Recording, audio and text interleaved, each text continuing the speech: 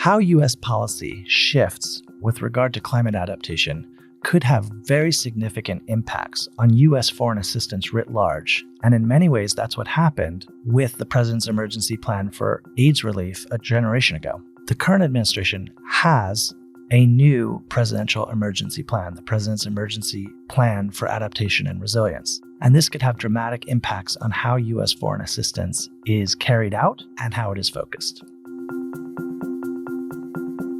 Hi, I'm Noam Unger, Director of the Sustainable Development and Resilience Initiative, and I'm here to talk about my recent commentary, A Climate Change Adaptation Pivot Like PEPFAR.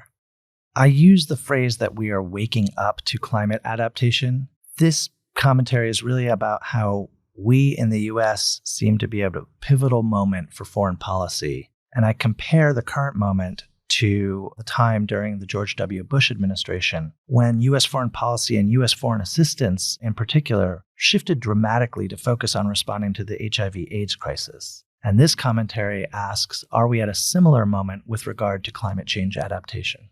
So world leaders and many others are gathered right now in Dubai for COP28 to discuss climate change mitigation and climate change adaptation and how to approach this crisis. And this commentary is really focused to try to capture the moment and question where we are in terms of U.S. policy on this set of issues. For years, diplomatic conversations around climate change have rightly focused on issues of mitigation, how to keep global average temperatures and temperature increase within the threshold of 1.5 degrees above pre-industrial levels. But that goal is slipping with each passing day, and yet the world is experiencing dramatic impacts from climate change already.